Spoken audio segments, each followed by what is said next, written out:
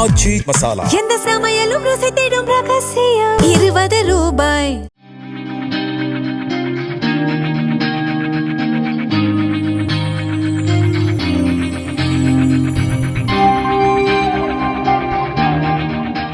ராமேஸ்வரம் அடுத்த பாம்பன் வடக்கு மீன்பிடி துறைமுக பகுதியில் திடீரென 200 மீட்டருக்கு மேல் கடல் உள்வாங்கியதால் கரையோரம் நிறுத்தி வைக்கப்பட்டிருந்த 10க்கும் மேற்பட்ட நாட்டுப் படகுகள் தரைத்தட்டி நின்றன.